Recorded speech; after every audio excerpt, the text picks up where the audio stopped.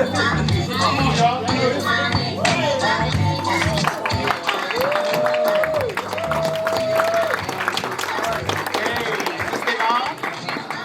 sure is. How's everybody doing tonight?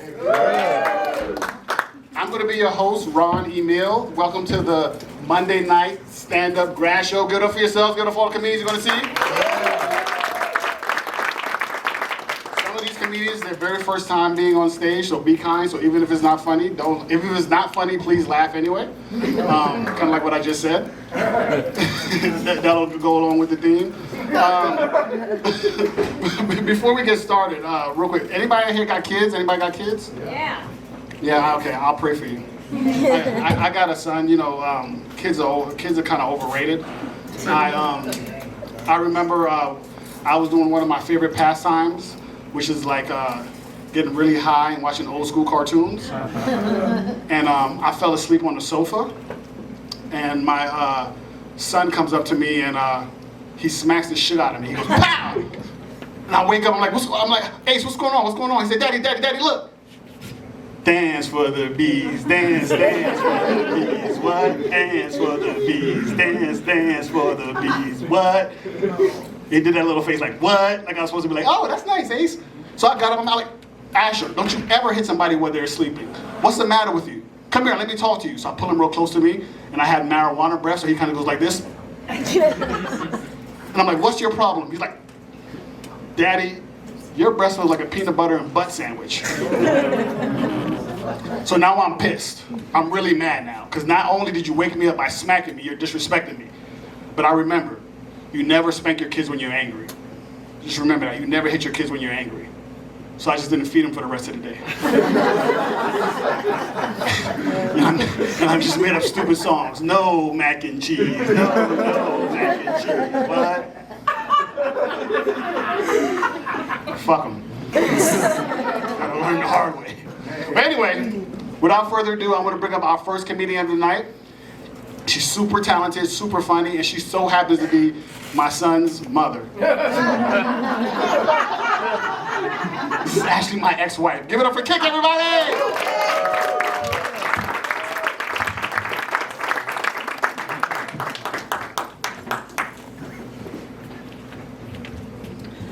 I love that man.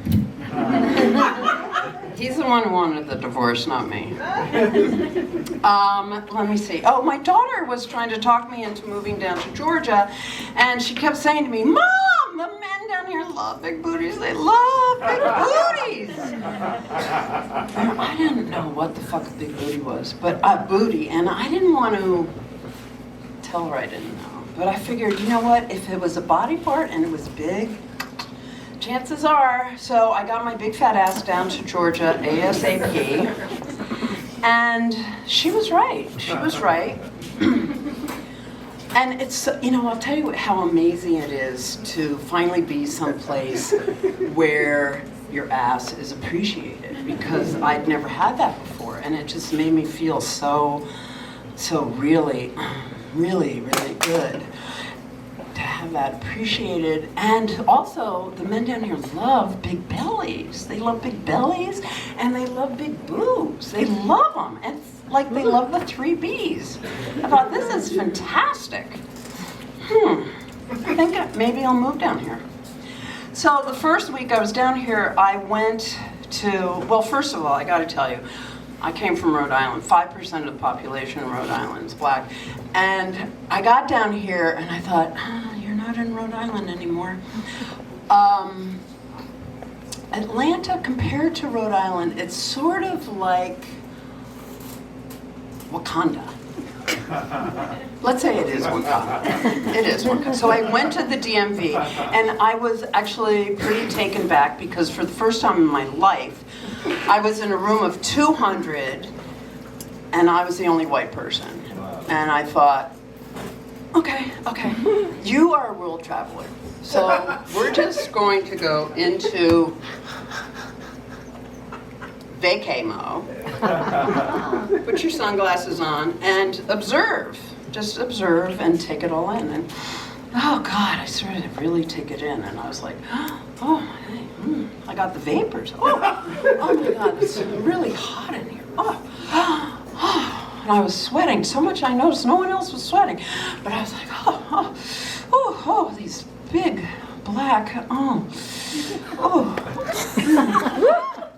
I got up and there was a puddle in my seat. And I got out of there as fast as I could. I went home and I called my friend Millie, my best friend. We're total opposites, complete opposites.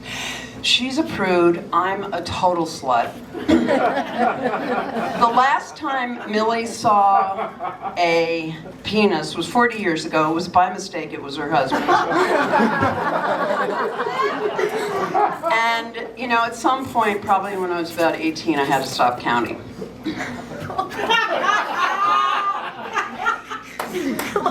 So I told her what happened, and she said to me, Hun, are you okay? Are you okay? Are you okay?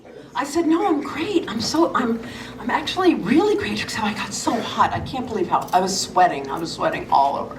I was sweating like all over Millie. And she goes, okay, you okay? I said, yeah, I'm okay. And she goes, I think I know what you have. I said, what? And she goes, you got jungle fever. And I was like, what? What the fuck? I had my mask on, Millie. She said, no, you got jungle fever. I said, what are you talking about? Where did you get that phrase, jungle fever? Where did that come from? She goes, Stevie Wonder. I was like, oh, really? I think you might be right. I think you're right. And I think maybe he's right when he said, girls, what is it? It's BBC. It is BBC, but it's Black Boy Crazy. That's it. I'm sorry, I'm old. I forget things sometimes. Black Boy Crazy. I said, yeah, I think I've got it. No. Black Boy Crazy. Okay, I'm Black Boy Crazy, and I'm going to embrace it. I'm going to embrace it. I'm going to embrace it so well that I am going to start to fuck as many black men, George is much better for doing this than as I can.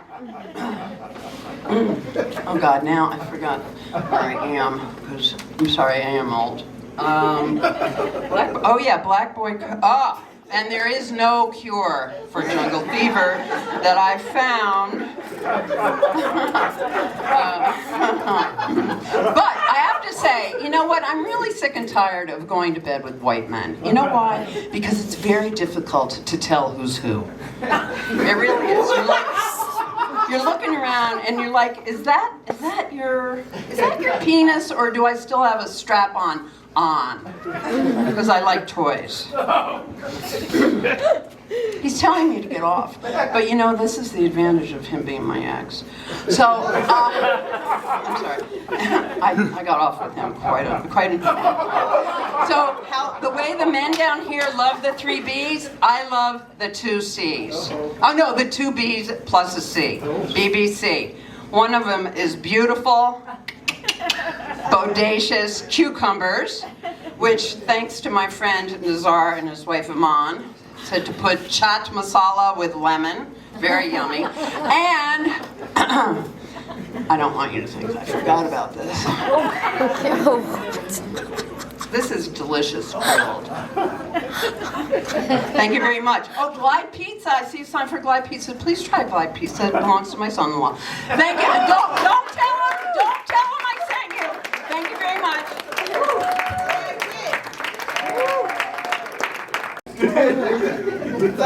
Well, kind of. I'm not going to sell myself short. All right, coming to the stage next.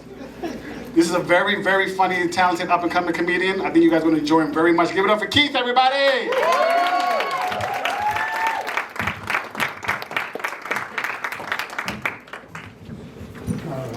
So, most of you don't know this, but you might be able to guess by the way I'm dressed. But I was adopted as a baby by a single white mom.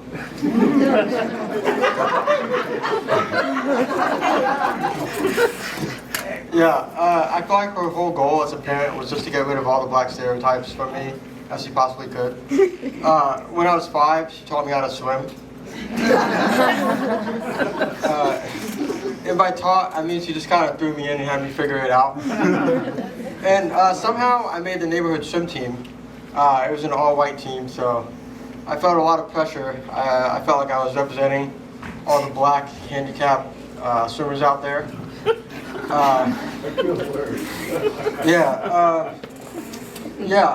So every time I would finish a race, everyone would be like, you know, you're such an inspiration, you're such an inspiration.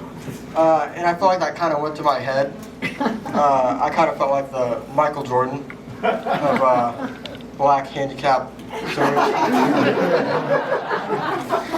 So you can imagine my reaction when I was watching the TV one day and I saw a thing called the Paralympics.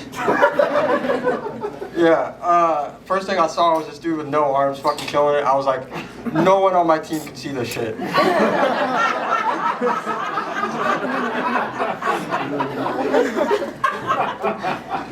My mom also taught me how to read at a really young age. And by like the first grade, I was like writing books. But I feel like the genetics kind of slowly came back. Now when I hear the word weed, I'm like, weed? Oh shit, let's line up, let's go. I mean, stereotypes are true, but like they're not the whole truth. I feel like a common stereotype with comedians is that we're all on coke. And I mean, a lot of us are, but not everyone. I think the best way to figure out if a comedian is on coke is to see if he does a one-liner. Because there's no way a comedian...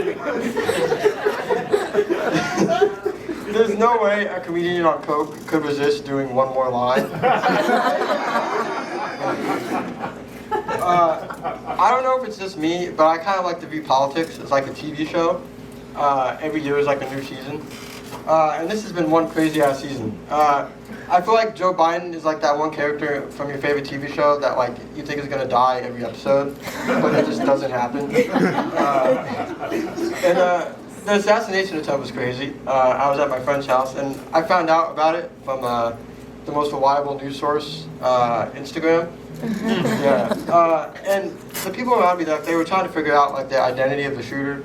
You know, they were like, was he white, was he black? And I called it right away. I was like, you know, if there's one thing I've learned from my 10 years of watching basketball, it's that white guys like to shoot. So,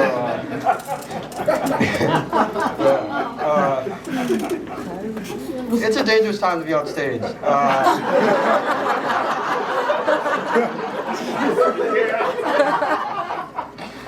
Just ask Chris Rock.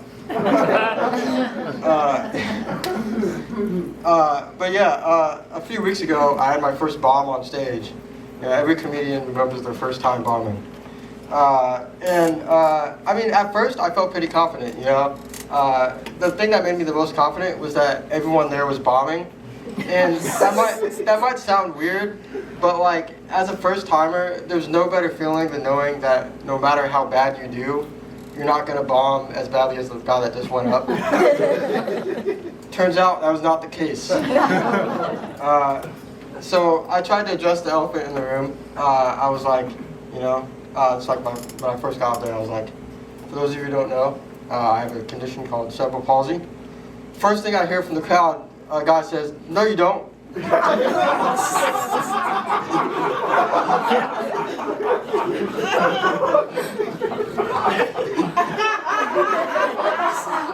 I thought it was pretty funny. Turns out it was also the guy that went up before me. He got more laughs from that than he did his entire set. It threw me off completely because I had no experience with crowd work. But you know, I've learned from that experience. I went back to the drawing board. I got my crowd work skills up. And is it okay if I try those out? You sir, what's your name? David. Cool. All right, that's my time. Thank you.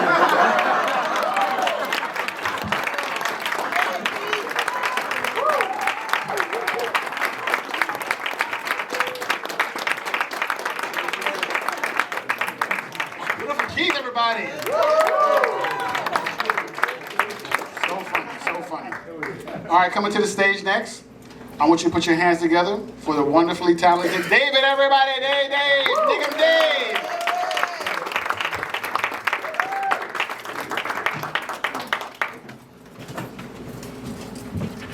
Hello.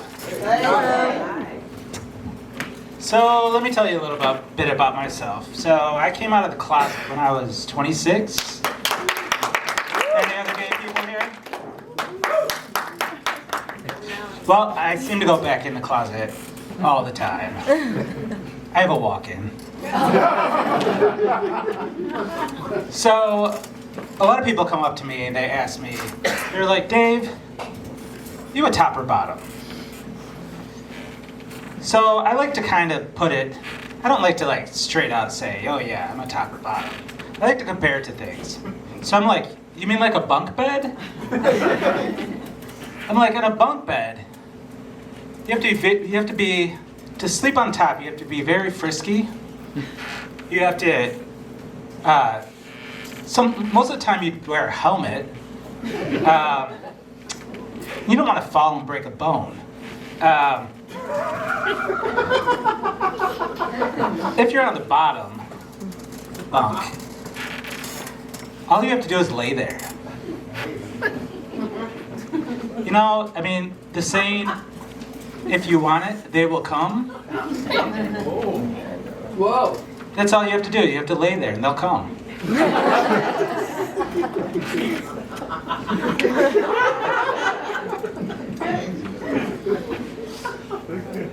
All right.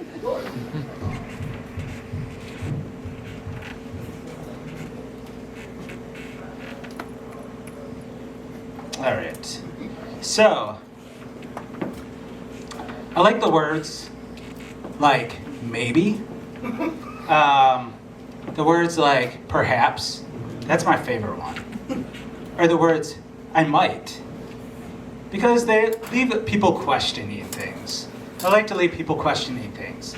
So I'll go out to the bar and I'll ask somebody for their number. I'll be like, hey, what's your number? And they'll give me their number and I'm like, I'll call you. Perhaps. People think it's very sexy. They're like, oh, Dave, we just don't know. Are you gonna call me or aren't you gonna call me? It's a mystery. So like my boss, too, he's like, I'll see you at work tomorrow. I'm like, perhaps. And he's thinking, maybe I need to hire somebody new tomorrow. I don't know. Maybe he'll just show up. Or when murders happen, people will ask me, Dave, did you know about that murder? And I'm like, perhaps. They're like, Dave, did you do that murder? Maybe. Perhaps.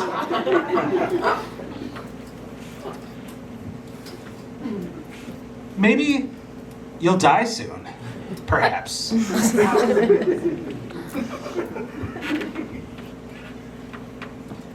All right, so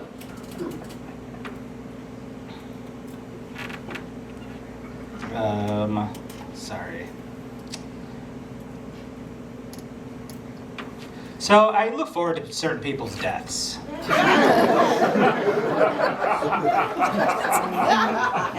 Does that make me an optimist?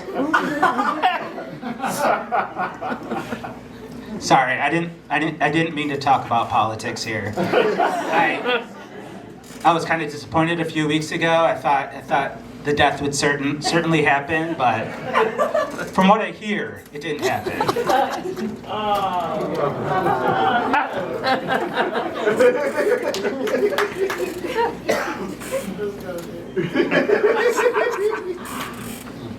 All right, so it was just my birthday a couple weeks ago. And no, I'm not going to tell you my age. So I do have a question though. So if you're flying in a plane and you're over a hill, does that mean you're over the hill? Yeah. If you're 50, it probably does. Seems like turning 50 was a bad thing. Because when you turn 50, your eyes don't really work like they used to. I try to read signs, they're blurry. I try to read books, they're blurry. My whole thing is, I think it's a conspiracy theory. I think the printers and publishers throughout the world are in cahoots with the optical industry. And I think it's just the placebo effect. I don't really think that we need glasses when we turn 50. So I'm wondering, how many people get the prescription wrong when they, how many people get the prescription wrong when they order glasses online? Because they couldn't see. All right, that's my time. Thanks, everybody.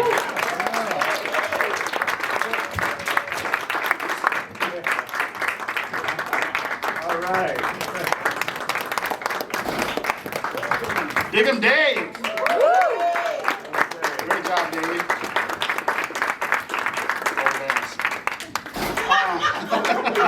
Just kidding. You're not over the hill to me. You'll always be my bottom. All right. So coming to the stage next, I want you to put it together with the very funny, the very talented Alex DeVilliers.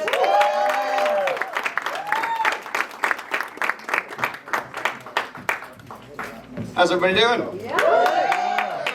All right. I'm not confident enough to do this without notes, but we're gonna try. Doing great. Do our best. All right. Thank you all so much for coming out tonight, supporting us all. A lot of rain lately, if y'all have noticed. But y'all remember like 2 weeks ago when it was just the sun blazing and killing us all? I went to the pool. I went to the public pool during that heat wave, and it was lovely. Oh, I gotta hold it closer. And it was lovely. For the most part. The public pool is probably the worst place on earth to get your ass kicked. Because you're not allowed to run away. I was at the pool, having the time of my life, thinking, wow, all of this not getting my ass kicked is making me kind of thirsty. So I go to the snack stand, opposite side of the pool, and I walk by the lifeguard tower, and this dude's Hollywood gorgeous with the tasteful zinc on the nose, and he has a walkie-talkie. Close to my mouth, here we go. Walkie-talkie, and I hear it go, hey Waldo, you see that? And I look over, there's a kid in the shallow end, face down, just floating. Yeah, I see it. He's faking it. He's been faking it for 3 minutes. Yeah, no, he's really good. And in my head, I'm like, that is really good. My wife only has to fake it 2 minutes at a time. I digress. I hear on the radio, Waldo, and my brain just immediately goes, I found him. Waldo is an absurd thing to name your child. It's a wild thing to name your kid. Even if it's a family name. Imagine if your dad was named Waldo. What if he's a deadbeat? What if he walks out on the family? Are you gonna file that police report? Are you gonna print out the missing person posters? And go through that whole process?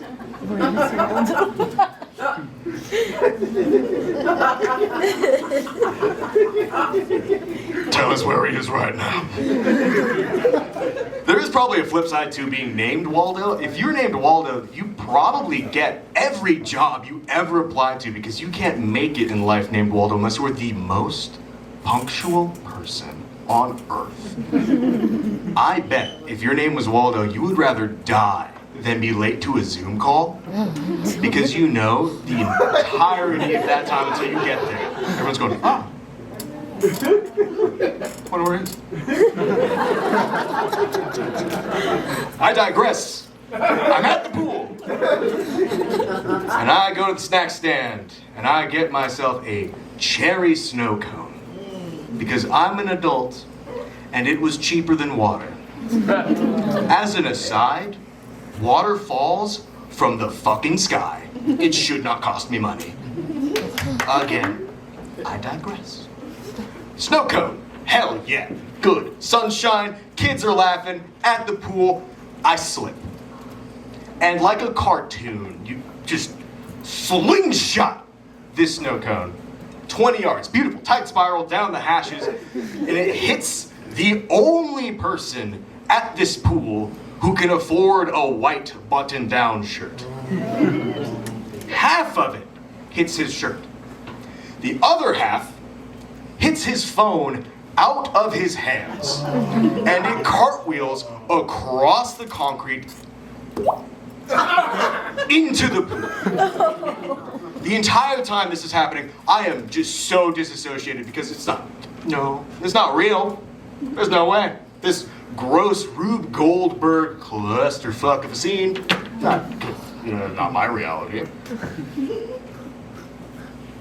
He gets up, and he is huge. He knew it was me before he turned around. There was no scanning whatsoever. He goes, and we lock eyes. And a normal thing to say in that situation is, oh my God, I'm so sorry. If what's put in rice, if it's broken or needs replacing, I'll fix it. I promise I'll make it right. Normal thing to say. In my panic, I say, are you mad or just sunburnt?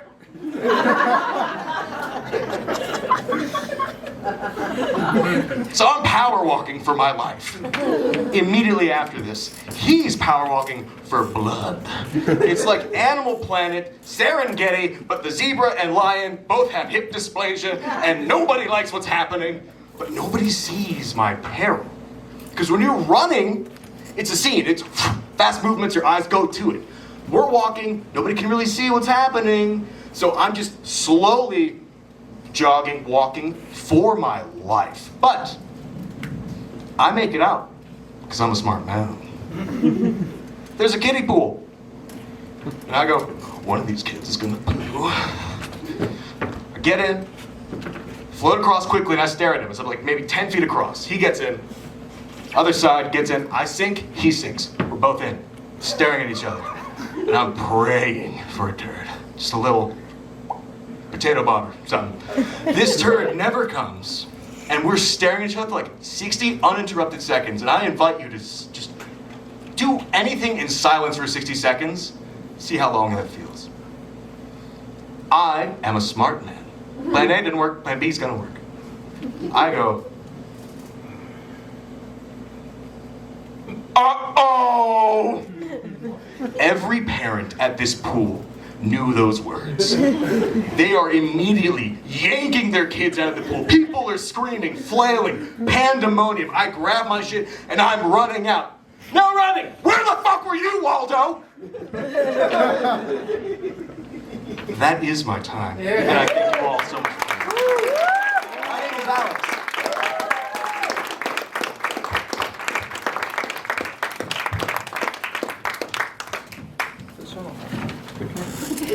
No, leave me no up here. I'm just kidding. Give it up for Alice one more time. All right, coming to the stage next. I think you guys are going to enjoy this young lady. She's extremely funny, extremely talented. Give it up for Elizabeth H.T.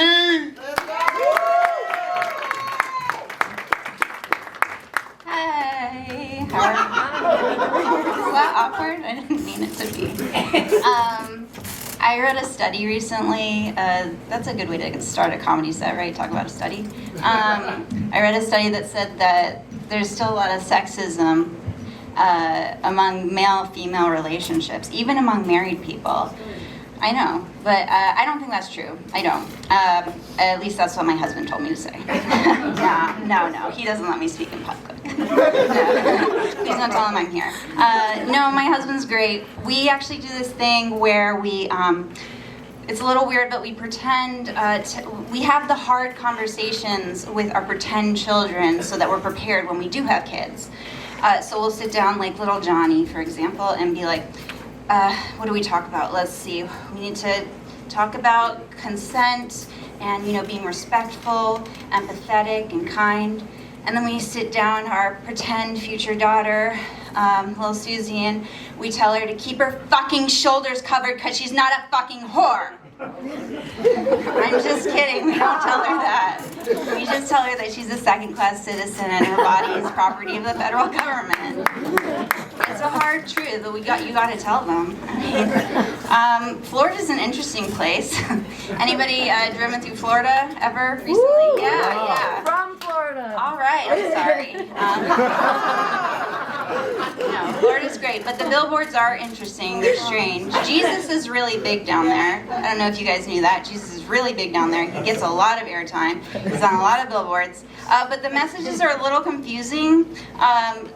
So for example, there'll be a billboard and it's like, Jesus loves your baby. Don't get an abortion. And then literally like 2 minutes later, there's a sign for Papa Murphy's Fireworks Emporium, Diner, and Gun Store. Kids eat free.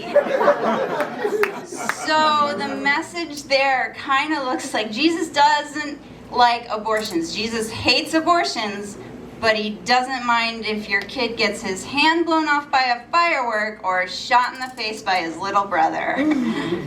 I know, it's dark, but it's true. Jesus loved guns. That's why he wore the robes. He was packing heat. It's okay. He had a concealed carry license. He's Jesus. He's going to go by the law. So it's not a great time to be a woman, as the Supreme Court is making sure of that. If the Supreme Court sees this for any reason, and they come for me, please someone here avenge me. Thank you for volunteering. It's bad. I feel like the Supreme Court has sort of become more like a chapter out of Lord of the Rings and less like a governing body. Any Lord of the Rings fans here? Yeah, my fellow nerds. Live long and prosper, motherfuckers.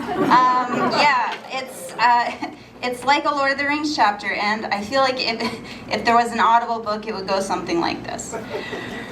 Gandalf watched in horror as the 9 unelected dark wizards filed into the courtroom, their long black cloaks billowing behind them, their decrepit bodies seething with power and hatred for women.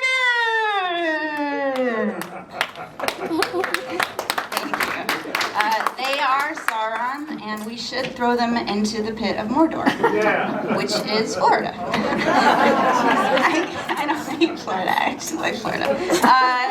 Does everybody remember the Amber Heard Johnny Depp case? Yeah, we try not to remember it, but it's there. Yeah, that was very upsetting. I remember seeing a headline that said, Johnny Depp's win is a win for men everywhere. Right? Is it? And actually, did men need a win? Like, just men as a group, in general, did men really need a win? Like, I think we can all agree that they were at least on the board before the Johnny Depp Amber Heard trial. Like, they had, 46 presidencies, the government, sports, the control of most entertainment properties, Taco Bell, right? So I think a better headline might have been Johnny Depp's win was a win for rich, narcissistic alcoholics everywhere. And they really needed a win, so good for them. That's my time. I'm Elizabeth Rochelle.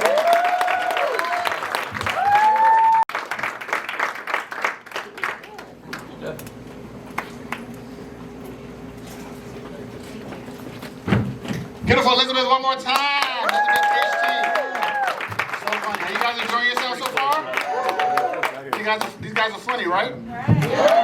All right, get ready for that to change for your next meeting. Just kidding. I would never, ever throw my man under the bus. This guy is really, really funny. I think you guys are going to really, really enjoy him. Give it up for Will Ford, everybody!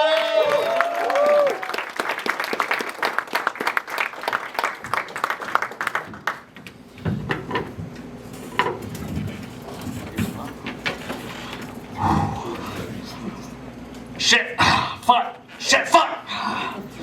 Woo! God damn, it felt good. I do not have Tourette's. I've got 3 kids at home, and I just don't get out very often. I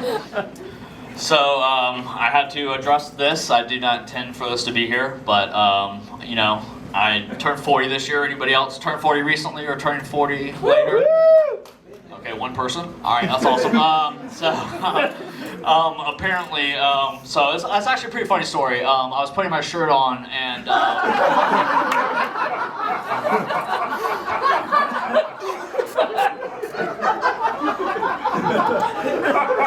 that's actually it. I mean, that's the whole story. So, my bicep ripped right off. So I'm glad you got that joke. That was great.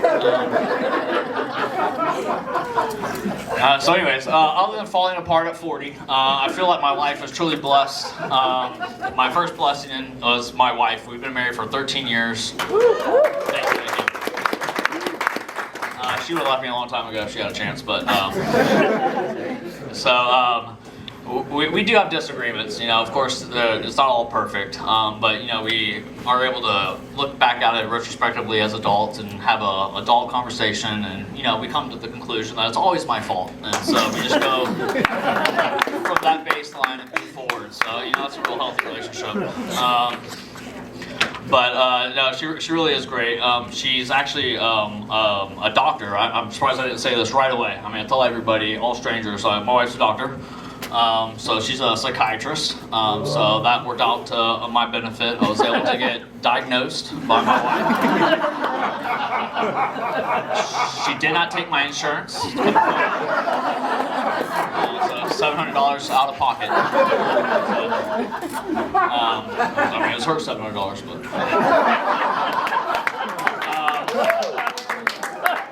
So I mean, the blessings don't stop. I mean, I still have her being a doctor just is really great. But the fact that she works all the time made me want to be a stay-at-home dad because we do have three kids. In the South, you never know what response you're going to get. It's one of two ways. So either they love you for it, or they ask like, well, "Are you okay with that?" Yeah, I'm okay with that. Real hard.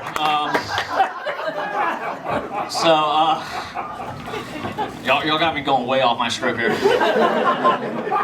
So, anyways,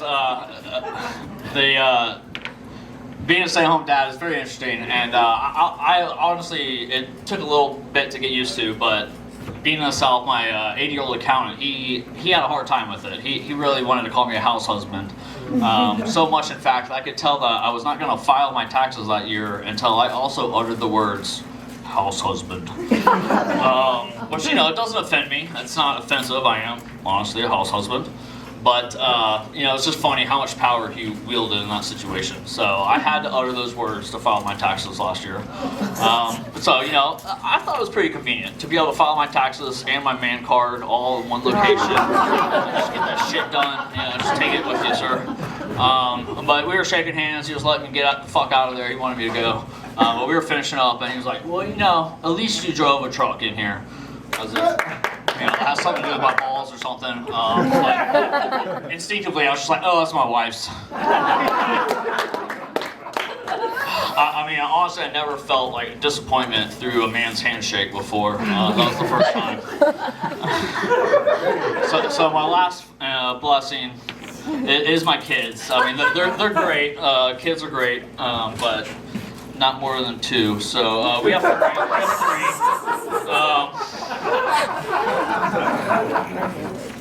You know some kids.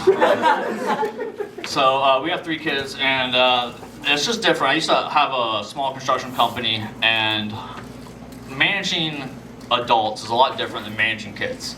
I mean, there's just a lot of different things you can do, and apparently my wife's telling me that I can't hit my kids, which I totally understand. They're innocent children, but it really helps in the workplace.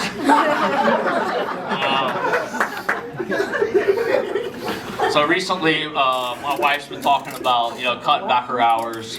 She works a lot between her, just regular standard, like office hours, and then she has to chart. It is a lot. It's really a lot. We don't see her much. And so she's talking about like cutting back and something about me getting a job. I wasn't really listening. I got it wrong. I wasn't paying a lot of attention there. So recently, about 2 months ago, she started sending me emails about jobs. I don't know if y'all know how emails work. You can't not listen to the emails.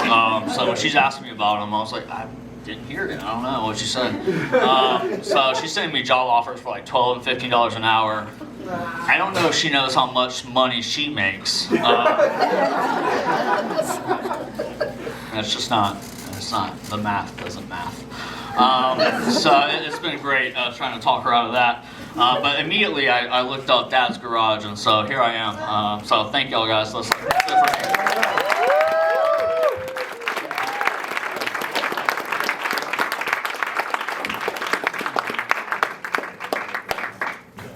Good shit, Will. Good shit. Awesome, awesome, awesome. So, that concludes the portion of the night where my current students have performed. But now we have a couple of my former students that are about to perform and some other comedians that I really respect and think is really funny. So coming up first, he's a former student of mine. Very funny. He has golden retriever energy. I want you to give it up for Nazar, everybody!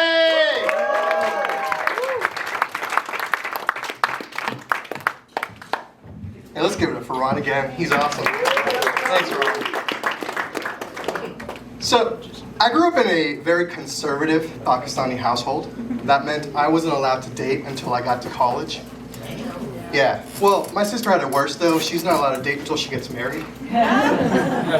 She does not like that joke. I got married myself last year. And yeah, she's awesome. She's in the back. It's been a year, so I asked her, I'm like, hey, babe, how am I doing? I'm like, is this good? Am I meeting your expectations? She's like, you know, you remind me of an eagle. Yeah, very independent, very dependable, very balding. A lot of men don't like it when their partners leave hair on the combs. Personally, I don't mind it. Each stroke gives me something to wear to work that day. My wife works out for the both of us. I prefer it that way. Recently, though, her workouts have gotten really intense. Like, she's out there flipping tires. Yeah, hey, it's awesome. I just wish she would put them back on the car in the morning. It gets tough. You're Flintstoning it all day.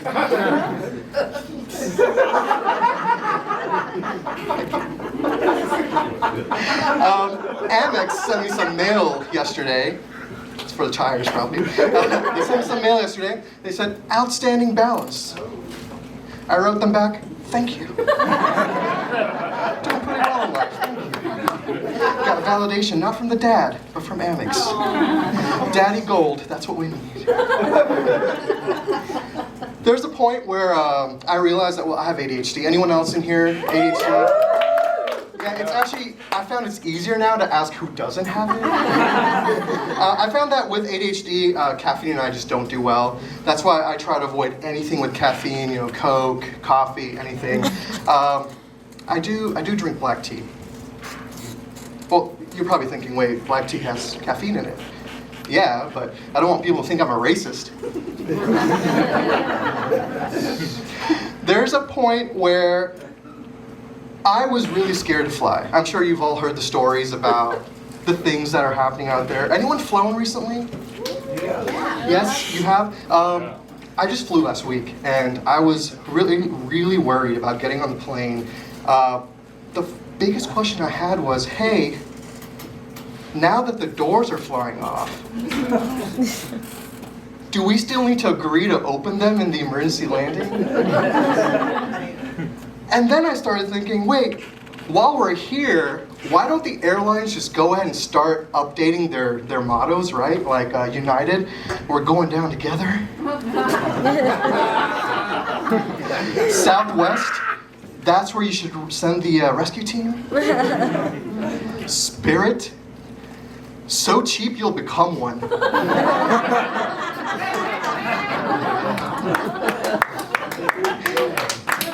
Thank you. We made it, thank God. But it was scary, it was scary. Speaking of scary, scientists, I don't know if y'all heard this, they're trying to bring back the woolly mammoth by 2050. Yeah. Yeah, I'm telling you, these Disney live-action remakes are getting way out of hand. God, I wouldn't mind another Ice Age, though. That's Sid the Sloth and a real woolly mammoth. Speaking of animals, my wife really got me super into animals, and I love her for it. I recently learned that giraffes are 30% or 30 times more likely to get struck by lightning. Did you know that? Yeah, please, just don't teach them how to play the lottery. I know, it's a stretch. Mexico also really loves animals. Recently, there's a couple of cats that live around the palace. They said, hey, those cats are now palace cats. They are part of this land. You can't take them away, which is amazing. I just got to thinking, palace cats, chupacabras, drug mules, PETA must really love Mexico. Have y'all heard about the Amazon market, like the ones that you can tap and go and buy stuff and you're good to go? Yeah. Some people yes, some people no. Okay, let me fill you in. Amazon created these markets where you can literally just pull out your wallet or your phone, tap on the turnstile, pop in, grab whatever you want, pop out, and you're done. After a while, they said the AI will look at your purchases and then charge your card. You don't have to worry about interacting with anyone ever. Sounds great. Well, turns out they weren't using AI at all. What they were actually doing is recording those purchases, sending those recordings offshore to India, and people in India were reviewing them to see what you bought and then charging your card accordingly. AI. Actually Indians. Let's be real, it's always Indians. Well, that's my time. Thank you all. Have a great day.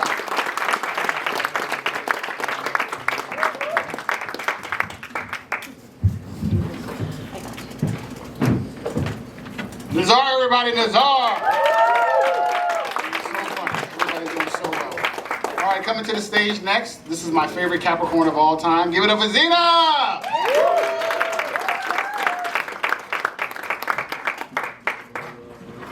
Hey, y'all, give it up for Ron, our amazing host.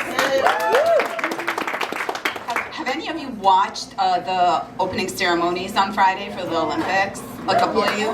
Okay, we're gonna have fun because I'm gonna explain to you what happened in the 4-hour ceremony in 2 minutes.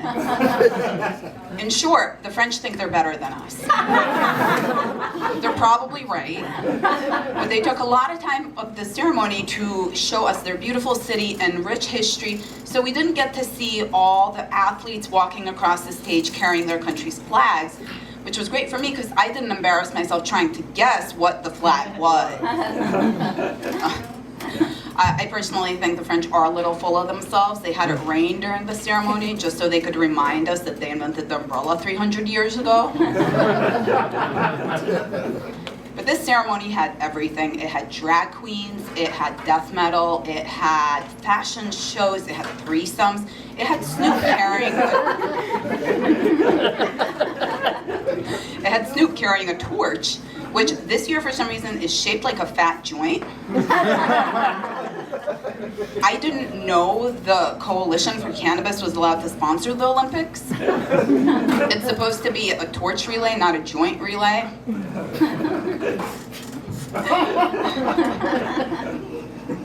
The French, I think I had a great time. I loved the ceremony. I thought the French did a great job of showing exactly what their country is about up until the last minutes when they raised the Olympic flag upside down.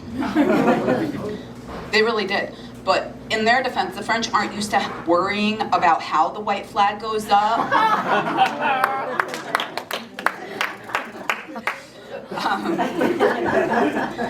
Let me tell you a little about myself. I don't flaunt this often, but I happen to be one of those people that reads 20 to 30 books a month. I sing, I recite poetry, and there's a word for people like me, and that word is parents.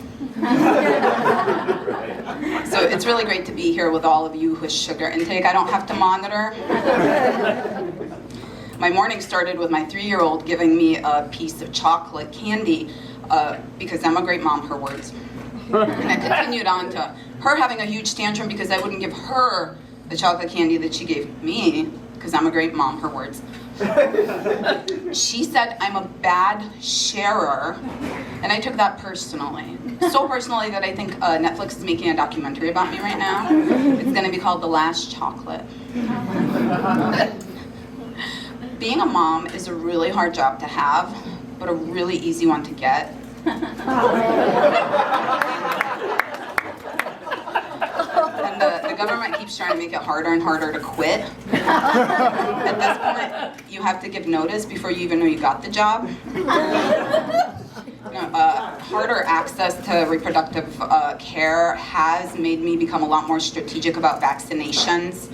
I know it's a very personal choice whether you vaccinate your kids or not, and I've chosen to only vaccinate the ones I like. That is to say that I am a big fan of the 2 that are left.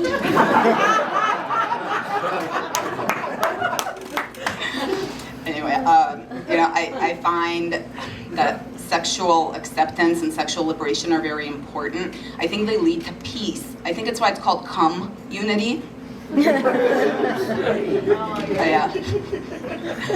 asked my husband to open up our relationship, and he said that he'd rather pay for sex. So now I get paid. We were in a Mexican restaurant together, and he asked what the spiciest thing on the menu was, and my kid goes, "Mommy's attitude." Bitch. I made the mistake of asking her where my hug was the other day. She goes, "It's in the future." You can tell this kid is tired of my shit. There are things that come after this. Growing up in New York, I never got a chance to play 7 Minutes in Heaven because in New York City we don't have closets big enough to fit 2. We just call those apartments. And I'll finish on this one. I had to have an upper endoscopy. And for those that don't know, an upper endoscopy is to an upper endoscopy is to colonoscopy as oral is to anal.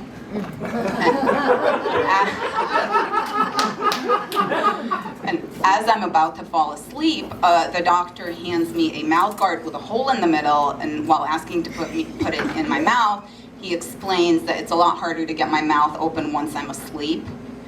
And if I had $5 for every time my husband said that to me, I'd have enough for my own fucking apartment. Thank y'all.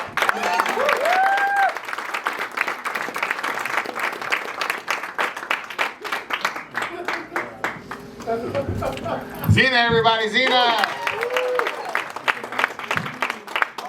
Awesome shit. All right, keeping with the theme of angry white women, coming to the stage next, give it up for Carrie Vieira!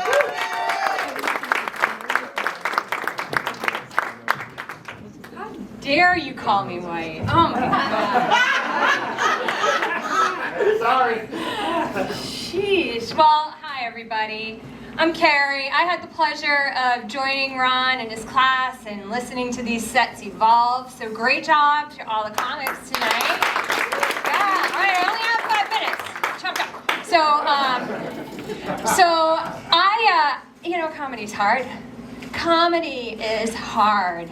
I mean, I wrote a set today. I've got it in my hand. Look at Ron up here struggling. He's just gasping. He's like a fish out of water. But I mean, when I started going to mics, I would tell people, Ron Emile was my mentor. And everybody had the same reaction. They were like, who? Yeah. I mean, and then they'd play that game, like, they think they know him, so they'd start guessing, like, oh, is he white? And I'm like, no, he's a Haitian from New York. And they were like, oh, well, is he funny? And I'm like, maybe? And they'd be like, oh, I know. Is he the guy that looks like he falls asleep holding a sandwich every night? And I was like, yes, that's the one. Yeah, and I'm delighted. I'm delighted he's still teaching this class. I mean, in a single lifetime, most people might not even have a brush with mediocrity.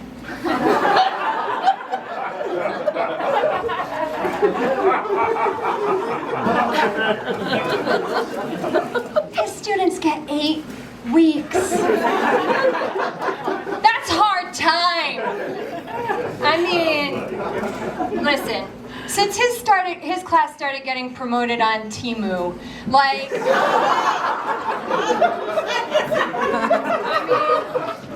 student enrollment skyrocketed, but it's mostly because his headshot is actually Wyclef Jean. So, one time. Oh man.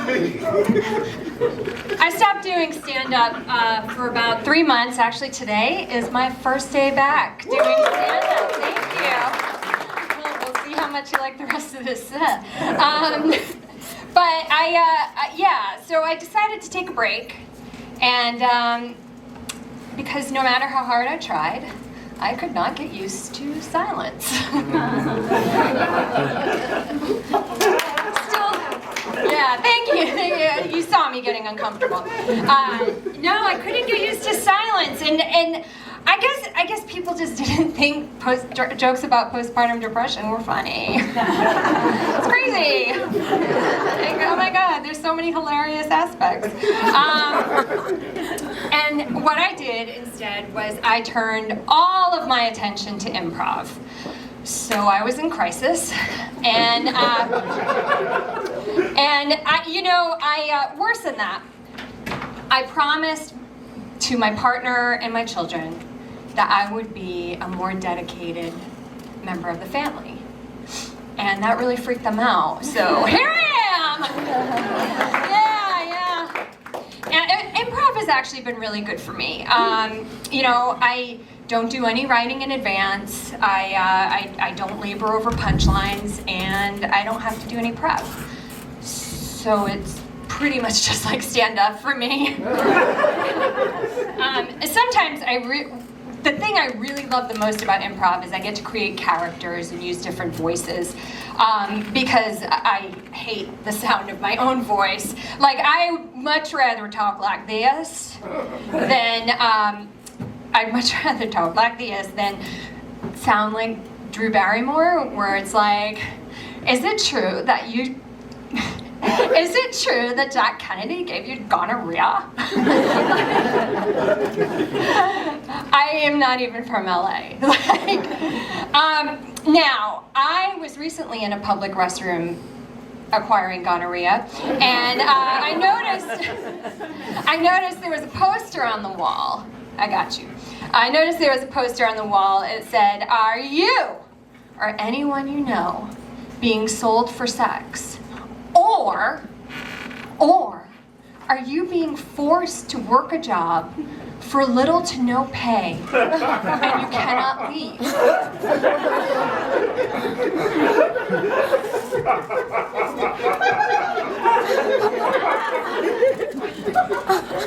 I was at work, and I think about 50% of you know which side of the question is more accurate. I self-reported. I was like, I'm stuck. They should be here any minute. Now, this is America, right? Like, I'm reading this and I'm like, of course we all feel like we're stuck in our jobs. I read the first 2 chapters of The Handmaid's Tale. Like, I watch John Oliver. I am peak awareness, okay? I can tell you about how they get rid of trash in this country, and that's about it. Now, I have a friend, and I'll round this out. I hope, Ron, is that okay? Is that okay with you? All right. I have a friend who is, she is a retired dominatrix, and this begs the question, do you ever really retire from dominating anyone? You know, like, do you? I mean, she's the queen of her findom, you know, and like, oh, not too many dom subs. No BDSM in here. Okay. I guess this is an old church, right? So, maybe we might lose our zest for fisting. Right? But do we ever get sick of cock and ball torture? No. You know, and I remember she told me about her past profession, and I was like, ew! I could never wear more than a sensible heel. Like, how do you do that? And she's like, you know, Carrie, I provided a service. All of us have an inner dom or sub, and everyone needs a hero. Now, I want to hold on for a second. Ron, I know I said sub and hero in the same sentence, but we're talking about sex work, not sandwiches, okay? All right. Thank you, everybody. My name's Carrie. Let's hear it for Westlife John.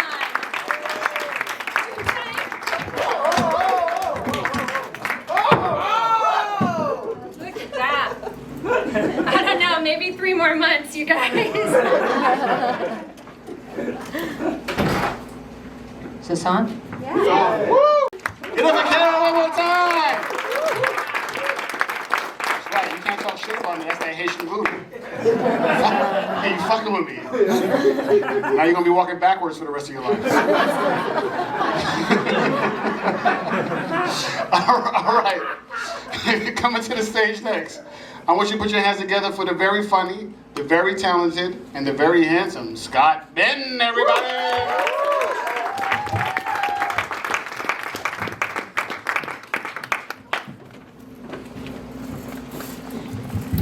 I thought we were going to need a substitute host after that roasting there. How's everybody doing tonight? Clap one more time for all the comedians, first timers tonight. Great. So I'm turning 48 later this week. Thanks, I appreciate it. But I got to start taking better care of myself, so I've given up added sugar, caffeine, and alcohol. Oh, and life. I've given up on life. But it's not all bad. I do feel like I'm getting more confident in my old age. In fact, I used to think that I was more of an introvert. Then I just realized I was surrounded by assholes. Speaking of assholes, I've got some opinions. I know you didn't ask for them. I don't really think that there's a difference between a comforter and a duvet. Seriously. However, just to settle the matter, I wish the textiles industry would release a blanket statement. Yeah, we can finally put this one to rest. I had to replace my car recently because the old one died. I think that the check engine light on your car dashboard, it should just be the emoji of money flying away. I think it's great that kids now are starting to demand that their parents use their new names or pronouns. I can't even get mine to remember I'm an adult. 48 years later. Finally, you will never convince me that salivating isn't just our mouth's version of pre-coming. Think about it. Except that we're constantly doing it whether we're hungry or not. So all day long it's just spit or swallow. Speaking of autonomous functions, everybody's talking about AI, right? Artificial intelligence. People are talking about it at your work. It's all they talk about at my work. But I think that the technology is pretty impressive. I feel like developing AI, creating AI has got to be a lot like raising children, you know? I don't actually have children, so I have to go by what my unhappy friends tell me. But it's growing up so fast, right? Like, it feels like just a short time ago, we were oohing and ahhing as it started to form complete sentences. And this is really remarkable, because 2 weeks ago, neither of our presidential candidates could do it on stage. I know. Now AI is entering its rebellious teen years. We're putting it into autonomous vehicles. So how long until it takes the car out without permission, right? And what are we gonna do? Ground it? Like, straight to your room without illegally consuming copyrighted material? We're gonna have to sit down and talk to it, like, understand it. Hey, where did you learn that kind of behavior? From you, Dad. I learned it from watching you. Not many people lived through the 80s just say no to drugs campaigns. But AI, they're going to be parents one day too. Seriously. Like, scientists say that we're going to send frozen human embryos light years away to other habitable planets where they will then be thawed out, and then raised by artificially intelligent robots. Seriously. This is only a slightly less terrible idea than if they were to be raised by my parents. We're kind of screwed, y'all. I worry about the future a lot. I've got a lot of anxiety. Someone told me that I should start wearing this bracelet. You probably can't see it. But she said that the amethyst would help reduce my anxiety. And I gotta tell you, it totally works. Because 2 weeks later, we broke up. That's my time. Scott's my name. Take care. Give it back up for Ron.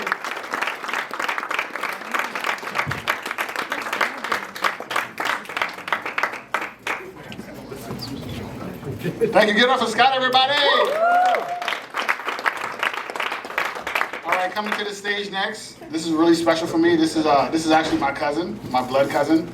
And so I really need you guys to clap and laugh it up for him because he's actually here on a visa program from Haiti. You'll be able to tell by the hat. Give it up for Gucci Black Maduro, everybody!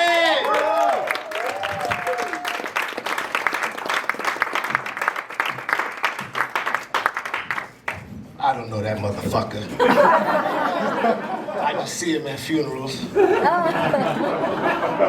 Man, so much going on in the world right now, the news cycle, man. Let me ask y'all a question. Why lesbians don't have to be 6 foot and make 6 figures to get a good woman? I don't get it, man. It's like, I got the memo, like see on TikTok, it's like all these women saying that they want a man that's 6 foot and 6 figures, and I'm like, why isn't it the same with lesbians? It's because I see like a lot of beautiful women walking around with a lot of beautiful lesbians, but most of them are like forklift drivers or look like T Grizzly. And for those of my white friends that don't know who T Grizzly is, just substitute T Grizzly with Jelly Roll.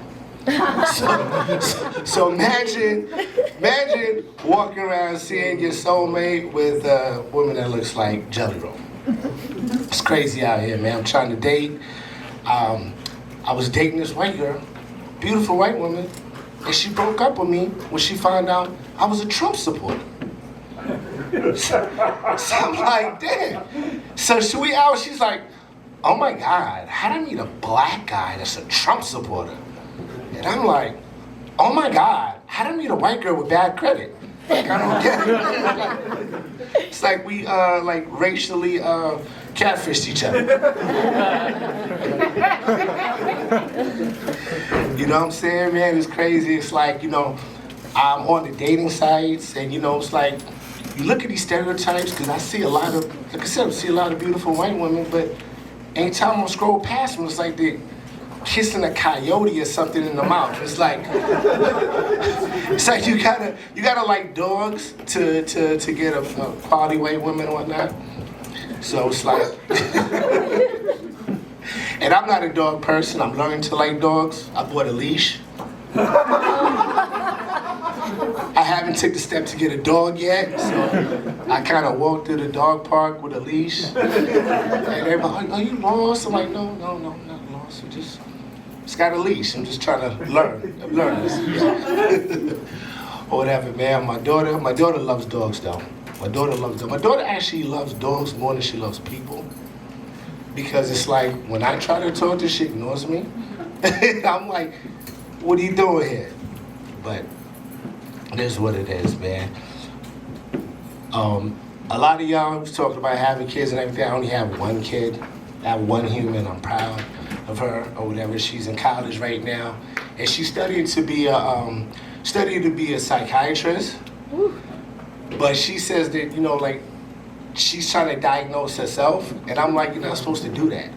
You know, when you read something, it's kind of like, you know, like when you're at work, you're not feeling good, and you get on WebMD and kind of start diagnosing yourself, and then you start getting every symptom that you read about. You're like, wait a minute, I have a headache. Like, oh my God, I'm having an aneurysm. I'm having an aneurysm right now, and like you whip out a goodies powder, then you find out the goodies powder is gonna make your heart race, so now you think you're having a heart attack. So now it's like you're playing this game where you're just going through symptoms and trying to diagnose yourself until you just figure out like, yeah, I'm just having anxiety. So I just start doing breathing exercises and then I'm good. But you know what I'm saying? Trying to get this practice into this comedy thing, doing different clubs and everything like that.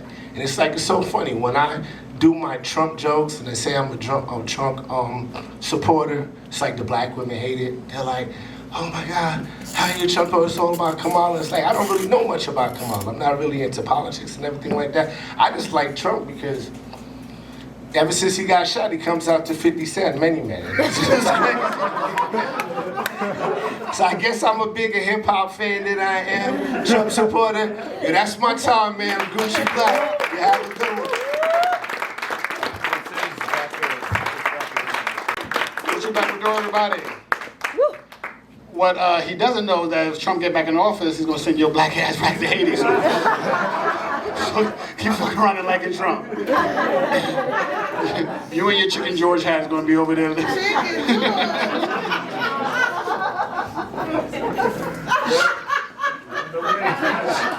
You and your Chicken George hat gonna be talking about Toby. Toby! Did nobody see Roots? The original one that came out in 1977? I know you saw Roots, the original one that came out in 1977. I know you, yeah, I can tell. All right, coming to the stage next. This is a multi-hyphenate. She's an actress, she's an entrepreneur, she's a comedian. She's very talented. Give it up for Yaya, everybody!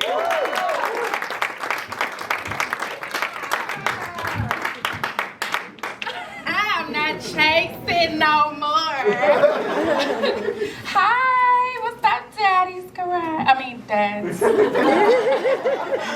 Dad's just sounds so clean. Like you're actually getting your car fixed. I prefer Daddy. Make some noise if you need a daddy. Okay, y'all got daddies and shit. Like, I don't need a daddy. That's okay. I'm so happy to be here. Make some noise. We got it through the rain, okay? You know brown sugar chocolate melts in the rain, so I was happy that I made it. Sugar melts in the rain too. We all made it, yay! We're solid in here, yay!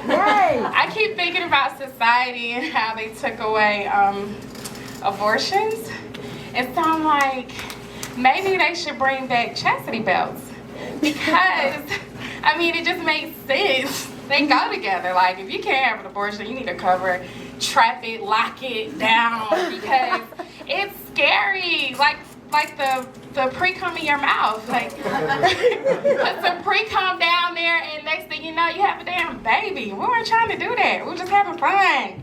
Do y'all wear condoms? Yeah. Who said no? It's like two people. Condoms is out of style. Okay, well, we all got to have some babies. So that's just old. Yeah, getting older kind of sucks. I mean, I'm happy we're getting older because we're here, right? Yay, life is lifing. I'm pushing 50, yeah. And I just started wearing glasses like a month ago, and I keep looking at everybody like, ooh, it's a lot of people that wear glasses. And I'm single, so I'm looking for a guy who like carries a kerchief so he can clean my glasses.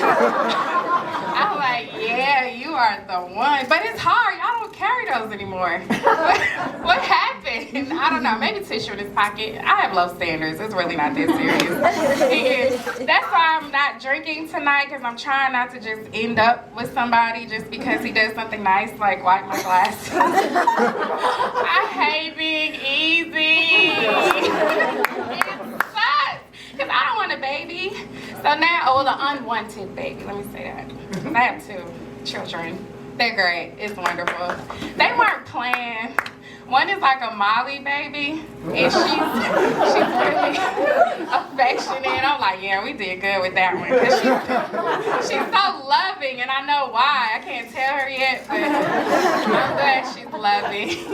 And then the boy, I did smoke some weed because I was so nauseous. Don't judge me. I had to eat and drink for the baby, you know what I'm saying? So he's more chill. So they do have effects on your children. What you do, while you're pregnant, be careful. But anyway, do y'all use spit with sex? Let me tell you something. I don't know how you can scream somebody for this, but I've been sexual with this person, right?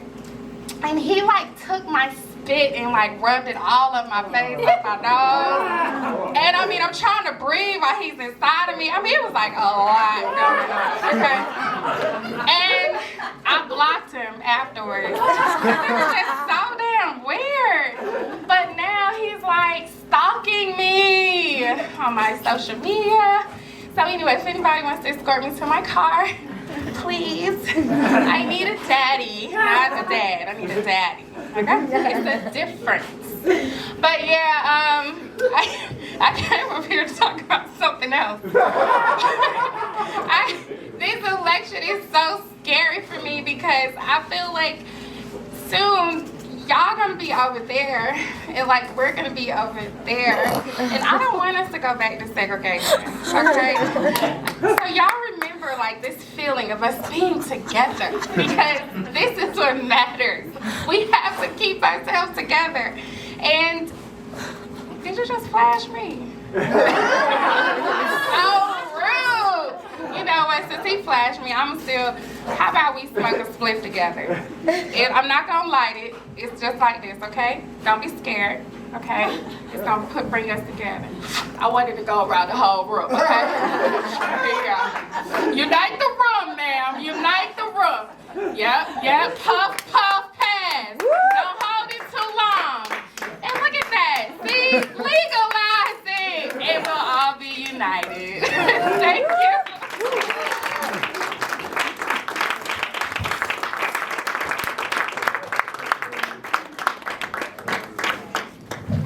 Get it for Yaya one more time. So funny. Yaya, you didn't tell me you didn't like spit. I didn't know.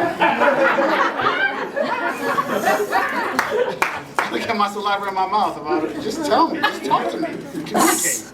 You're up here begging white folks not to go for segregation, but you can't tell me about spit? I would have kept it in my mouth.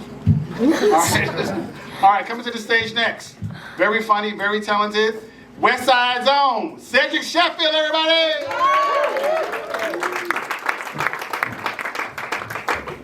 All right, y'all keep it going for Ron. I'm gonna tell you, that was weak as hell. Y'all keep it going for Ron. All right, let's have some fun. When I say dance, y'all say garage dance. Dance. Oh, it's about to be fun. This is gonna be fun. So in the back, they were talking about open mics. And what I realized about open mics is you go to open mics, they give you 4 minutes to do your new material. I realized you cut that in half, that's 2 minutes. And that's just about how long it took me to lose my virginity. The issue was I went in there on the MC Hammer speed. I was like, too legit, too quick. Let me tell you, Dad's garage before I turned it off. Let me tell you, for a virgin, that was the wrong tempo.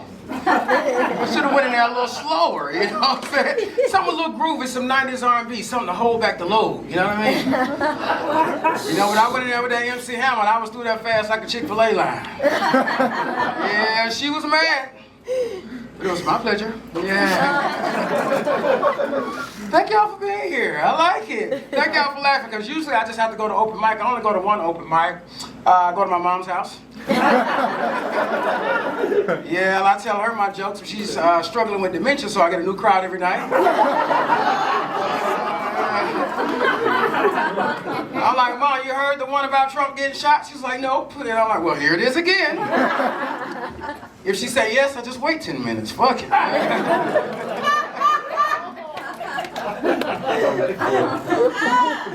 They say the humor's in the truth, you know? It's a struggle. So I'm in therapy because of this shit, because my mom. And, you know, And that's why I do comedy, because you're working. They're like, what's your why? What is your why? You know, and so it's, you know, so I do comedy because I get lonely and I need somebody to talk to. Now my job is I can go to 6 visits to a therapist that they'll pay for. My line of work, I can't afford therapy.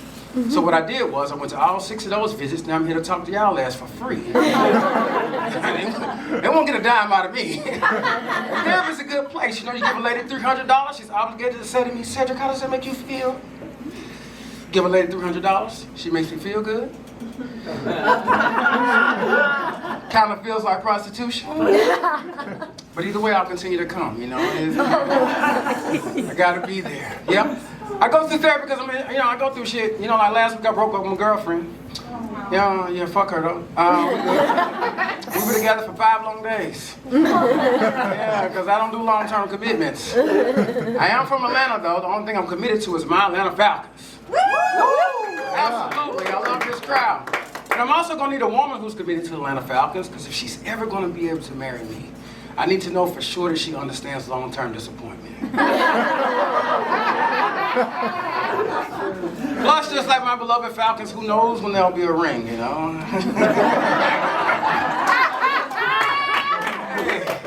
So yeah, I broke up with her, so I'm back in the streets, you know, and I'm getting my groove back, you know, like Stella, you know, so I be, you know, chasing women like kicking the back. You know, I got me a 65-year-old. She's beautiful. Face of Holly Berry, the titties of a porn star. But the issue with these cougars is that they're going through menopause. And I don't know if y'all ever been in a house with a woman where the house is 53 degrees, but her body's telling her she's in South Florida in the middle of June. You wrapped up like an Eskimo, she running around with her titties out like it's free mammogram day. And I have no idea why they call this shit a flash. Flashes are fast. This shit lasted a whole semester. Yeah. This woman was hot for so long I fucked around and graduated again. Twice. Now, Dad's Garage, I have not written the rest of that joke. But I figure it has something to do with like eating ice cream, crying all the time, and watching Lifetime movies. But then the joke would be about me. So, yeah. One smart guy in the room. Thank you, sir. Now, at this ripe old age, I'll leave the ladies alone. Unless you go to exciting places like the doctor. I went to the urologist the other week. Okay. If you don't know what the urologist is, it's the person who checks your indoor plumbing, if you know what I mean. Make sure there's no rust on the pipes. Make sure you're not about to spring a leak. And I was there because I had sprung a leak. I was kind of nervous. You know, I was sitting in the chair. The doctor walks in, and he's drawing a picture. He's like, he says, "Sir, this right here is your penis." I said, "I know you didn't draw it to scale." So he starts chuckling like y'all. I was like, "Oh, I'm gonna put that in my stand-up. It worked." He was like, "Oh, you do stand-up?" I said, "Yes, sir." He said, "That takes a lot of balls." Hey. I said, "Exactly, sir, so fix your fucking picture." Thank you, Dad's Garage. That's what I said.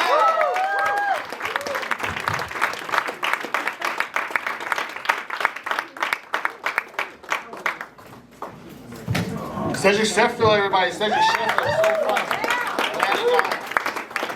Atlanta, my favorite city in America by far. I love this city. And I love you guys. Thank you guys for coming out. Give it up for yourself. Coming to the stage next. This is a very funny, very talented. I'm pretty sure you're going to see her on her own sitcom one day or have her own stand-up special. I know she is. She's going straight to the top. Give it up for Elise Lassick, everybody.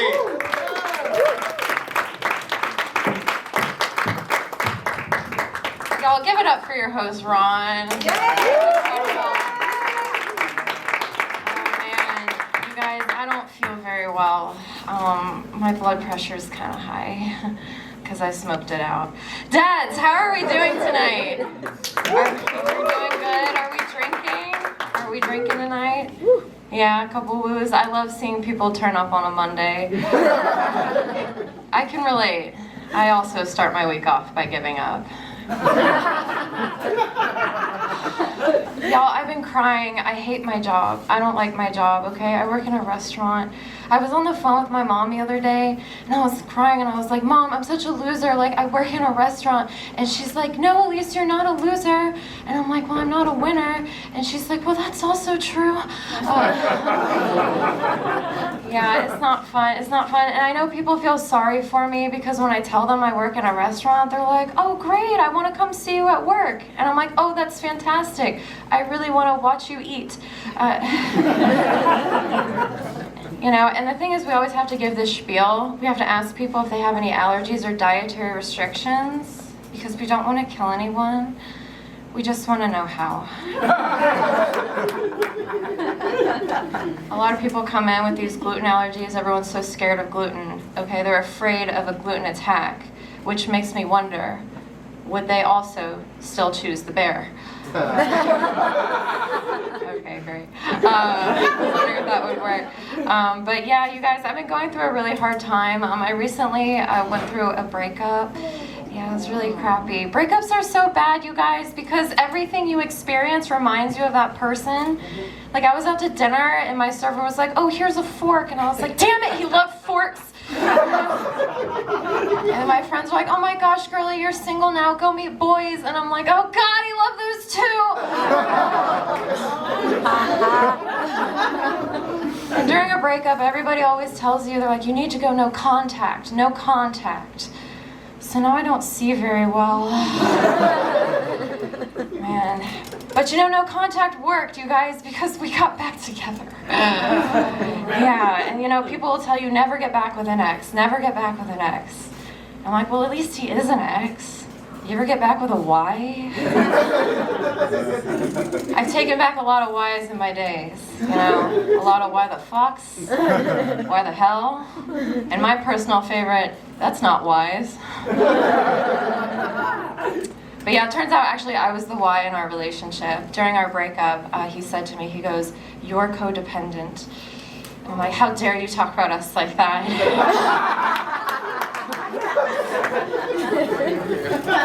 And then he's like, Elise, I'm leaving you. And I'm like, oh, that's great. Where are we going?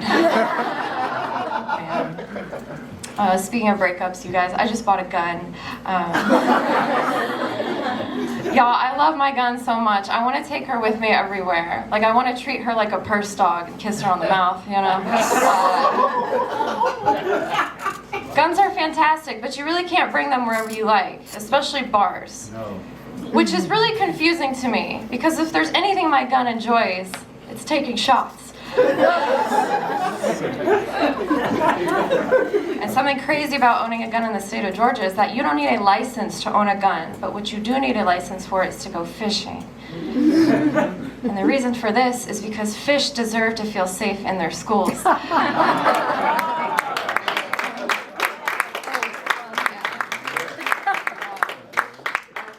So I'm going to talk about something very personal about somebody else. I have this friend, y'all, and apparently she's not able to achieve orgasm, not with a man, not with a woman, not with herself, okay? And me and my friends were like, you know, we'll want to go out with her, and we'll be like, hey, girlie, are you coming? No reply. Oh, okay, okay, we lost that punchline. Okay, moving on. But yeah, apparently the reason that she's not able to have an orgasm, you guys, is because she takes antidepressants. And one of the main side effects of antidepressants is you can't have an orgasm.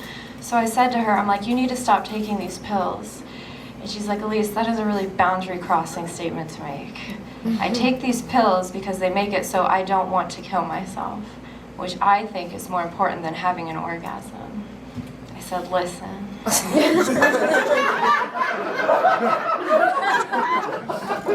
There's been plenty of times where having an orgasm has made me not want to kill myself. Never has not wanting to kill myself made me have an orgasm. Okay, guys. I'm going to close out on this. I'm just glad to be alive, you guys, because I was broken into recently. My apartment was broken into while I was still home, actually. Yeah, I heard this vibrating noise coming from my bedroom. And I was like, dang, don't take the neck massager. Now how's my neck going to come? But no, it wasn't burglars. Turns out it was just bees. And I was like, thank God.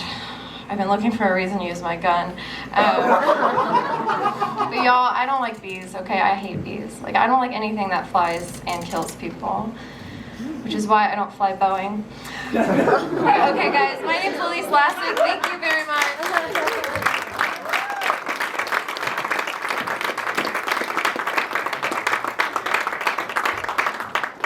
Elise Lassick, everybody. It's so funny. All right, closing us out tonight. This is one of my favorite comedians in the city. I think you guys are really going to be able to enjoy him. He's really funny, really witty, really energetic. I want you to put your hands together for our last comedian of the night. Give it up for Patrick Seals, everybody. Keep it going for him, keep it going for him. Keep it going for all the other comedians y'all done seen tonight. And keep it going for yourselves for still being out here. Look at y'all, y'all still here. I'm glad y'all here, but more importantly, I want y'all to be careful when y'all leave, especially everybody who drinking. And from up here, they look like all y'all. Because quite frankly, as we all know, the police like to mess with a certain type of people. I'm just saying, that's what they do. Trust me. I know personally. I got a speeding ticket on the way here. And I rode in the fucking Uber. Like, I'm in the back seat and I got a speeding ticket. Ain't that crazy? I'm gonna let y'all know, man, my name is Patrick and my life is rough, bro. On God it is. My life is rough. On God it is. The reason I say that, because I know a lot of people claim to be God's favorite child. And I ain't gonna tell that lie. I ain't gonna sit up here and say that, because really, I ain't even my parents' favorite child. And I'm their only child. So like, I know I'm not God's favorite child, you know what I mean? He got a billion other kids. That math ain't gonna add up for me. Like, I ain't gonna lie, right now, I'm so broke, I wish the tooth fairy was real. Just so I can have another stream of income, bro. I got all these teeth in my mouth, I ain't doing nothing with it. That little $5 can go right in my pocket. Like, I ain't gonna lie, I'm so broke, my identity got stolen. And my credit score went up by 2 points. It was a 3, now it's a 5. The man at the pawn shop said I can get any bike tire I want. I'll pick it up tomorrow. I gotta pick it up. I ain't gonna lie, bro, it's rough. It's like, as a black man, I feel like all other black men need to have sex with a white woman before they die. That's how I feel, and think and move and act. Like for me, first time I ever hooked up with a white woman, she straight up told me the only reason why we had sex together is because I'm black. And you know, I thought about it for a little minute, and I came to the conclusion that's really not so bad when you consider all the stuff people have done to me because I am black. So like, you know, giving a brother some pussy for being black is damn near close to reparation. You know what I mean? It's not, but it's very close. Like when your fingers look like they touching, but they really not. You know what I'm talking about? It look like it, but it ain't. It's an optical illusion. We ain't gonna get that. We ain't gonna get that. But it's rough. It's like, you know, since I started dating white women, man, the one thing I miss the most is hooking up to music. Y'all familiar with this? Y'all heard of this concept? Cause I ain't gonna cap, it's hard for a person like me to catch a stroke or rhythm to Taylor Swift, I'm sorry. It ain't in me, I don't care how much she mean to you, or how much she don't change your life around, but trust me, every time y'all turn that devil music on, my penis gets softer than the Falcons in the fourth quarter. I'm keeping it all the way, it's hard to rise up, what I'm trying to say. And impossible to shake it off, you know what I'm saying? Can't rise up, can't shake it off. I keep going if I knew some more Taylor Swift songs, but look what y'all made me do. You know what I mean? It's ridiculous. It is. I think interracial dating is weird. You know what I mean? Because, like, you know, I learned last week that white women will date black men to piss their parents off. And that shit made me mad. Like, don't be dating me to piss your parents off. Because, lady, I'm dating you to piss your parents off. That's my job. Don't be using me as an object the same way I'm using you as an object, bro. It's not fun like that. Because the world is crazy, bro. Like, I think it's insane. Uncircumcised dildos do not exist. I think it's absolutely insane. You can't find an uncircumcised dildo nowhere in the wild, and trust me. Wow. I did my research writing this joke. And trust me, I get weird targeted ads now. They don't exist. I'm watching a lot of OnlyFans. None of these models are using uncircumcised dildos in none of their content. And trust me, dildos come in all shapes, sizes, and colors. Red, green, yellow, pink, blue. Right now, you can go online and get a rainbow-colored double-sided dildo with fists on the ends of both sides. I'm talking about 2 whole hands on the ends of both sides, just in case you want to have fun with somebody else. But nowhere in the world, Craig, can you get a dildo. You gotta roll back the extra layer of penis skin just to have a good time. It does not exist. And then we ask ourselves as a country, why are mass shootings happening all the damn time? And I'm here to tell y'all, bro, it's because the uncircumcised penis community is not being accurately represented in the dildo world. Them folks is angry. Aren't you angry, sir? Aren't you? Representation is important. A threat to justice anywhere is a threat to justice everywhere. We gotta do something to stop these burrito dick motherfuckers from shooting up America, because if we don't stop these taco cock some bitches from shooting up everything. Y'all can laugh at taco cock all you want to. It's some funny ass words to hit back to back. Trust me, I worded it that way on purpose. Taco cock, taco cock, taco cock. I'm just saying. I can literally sit here up here all day and match up Hispanic foods to euphemism for a penis. This wasn't the fuck I got into comedy for. Because if we don't stop these quesadilla wiener ass motherfuckers from shooting up America, man, y'all don't want to hear me. Y'all just want to laugh and have a good time, bro. It's cool. So I'm just going to let y'all know right now, ladies, these fellas out here eating your ass because they can't find your clitoris. That's what's going on. I'm sorry. We had this meeting the day before Mother's Day. Right, you was there. The day before Mother's Day, we had this meeting. And we came to the conclusion that once you can't find the clitoris, we're just going to lick on your booty hole. Because we know that's it. We got one 24/7, 365 days out the year. But that clitoris, it like to jump around. It ain't going to never be in the same spot 2 days in a row. You feel me? It'll be in the eyebrows, it'll be in the nose. It's going to be behind the left knee, but it ain't going to be in the same spot 2 days in a row. So pretty much what I'm saying is, sex education in Georgia is a fucking joke. Oh God, because the one day we talked about the clitoris in my middle school, I couldn't find the damn class. I couldn't find the class at all. The principal had to take me to the class. She put my finger on the door and it just disappeared. Poof, just gone. I couldn't find it. Could not find it. So I had to take the notes from the only gay guy in class. He was the only person who could find the class. And his note said, and I quote, "The clitoris like to jump around, ain't gonna never be in the same spot 2 days in a row. It's gonna be in the eyebrow, it's gonna be in the nose, it's gonna be behind the left knee, we gonna be in the same spot 2 days in a row." And I got an A on that test, so I'm just telling all the other fellas who missed that class that day, I'm just telling you. Cause I'm gonna let y'all in on a little secret, bro. I ain't sticking my tongue in nobody's booty hole. Nope, that's where boo-boo come from. I shall not be doing that, nope.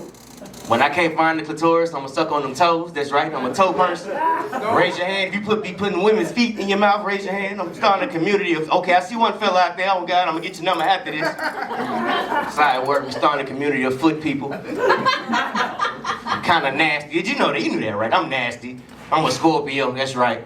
I like nasty stuff. My lady, she's smelling my drawers the other day. Turned me on. I ain't gonna lie. My nuts was kind of stank. I've been outside sweating. She put her nose right where my scrotum sack was at. It was kind of gross. I liked it though. Cause I sleep with a pair of her panties under my pillow. I'm nasty. I'm nasty. I take her panties and wring them out over a blender and make a strawberry banana panty juice smoothie with the contents of her panties. I'm nasty. You gotta put that discharge on your gums a little bit, just a little bit, not a whole lot. Hey. What the government don't want you to know is it's a natural stimulant. You gotta put that little bit of discharge in your morning smoothie and you're gonna be up for 12 hours. It's better than cocaine, I'm telling you. Hey, look, listen, y'all had laughed when I had said that nasty shit, but I don't want y'all to go back and get hepatitis B, so don't be doing that. Oh God, no. It was funny when I had said it, sir, but don't go back and do it. It's a little bit too much. It is, I admit that, it was a little bit too much. I'm a family man. Did you get that by anything I had just said tonight? I'm a family man sometimes. I'm a family man sometimes. The reason why I say sometimes is because I got a couple of cousins that are so ugly, I don't really like taking pictures with them. I'm sorry. I know that's rude, but fuck all that. I ain't trying to take no pictures with cousin Agatha. Hell no. Every family function I see this raggedy ass lady at, she want to take a picture with me. And as soon as I do, she gonna put them on social media. And everybody in here understand, right? People on social media be rude for no reason. Trust me, I've seen it. They be commenting on the post saying stuff like, "Y'all look like twins." I can see the family resemblance. Ooh, y'all surely is ugly. Like, bro, I break y'all jaw out here. Don't be saying that shit. And I'm sorry, white people, and I'm sorry, I don't know what your ethnicity is, but I'm sorry. I got out of pocket just then, bro. It just really bothered me when people want to sit up here and tell me I look like Cousin Agatha. And I'm pretty sure all y'all out here can understand exactly what I'm saying, because I know for a fact, all y'all out here got a family member that is so ugly, you really ain't trying to take no damn picture with him. He just laughed, just thought about him just now. And if you can't think of not one ugly cousin, you might just be that ugly cousin. I'm sorry. You had to find out at Dad's garage tonight. What your boy was? No, I'm just what your boy was. Look, listen, what I want y'all to do is to follow me on social media because I don't have a job. Y'all know that by all the nasty shit I said. I don't have a job. I done been fired from every job I ever had, bro. Like I used to work at Dollar General, and I ain't gonna lie, I was a terrible employee. The only thing I was good at was clocking out. That's it, just clocking out. Like, bro, I was so good at clocking out, they let me be in training videos to show other people how to clock out. You know what I mean? So good at clocking out I was. But I was a terrible employee. Because I used to steal when I worked at Dollar General. And if I'm being honest, it wasn't even like I was stealing stuff I needed. Because really, I was stealing useless stuff. Stuff like bird food, spray paint, the work schedule, you know, just stupid shit, bro. Like, my philosophy in life is if you're gonna be late to work, the least you can do is take the work schedule. That way don't nobody know you're gonna be late except for you. You know what I mean? Sometimes you gotta think, bro. It ain't that. It's not that hard. So please follow me on social media at SealsMan93 on Instagram. SealsMan93 on Instagram. Patrick Seals _93 on Twitter. Patrick Seals _93 on Twitter. Patrick Seals on Facebook. Subscribe to my YouTube channel. I talk about the Georgia Bulldogs and Atlanta Falcons before and after each game. On God. Rise up, go Dogs, that's right. And a lot of comedians, they usually come up here and tell people to follow them on Cash App, and I'm not going to do that, because I got banned from Cash App, so if you will, follow me on Google Pay, Apple Pay, Venmo, and as always, I take cash, as always, please, give it up for your host, Ron Emile. I've been practicing it. Peace.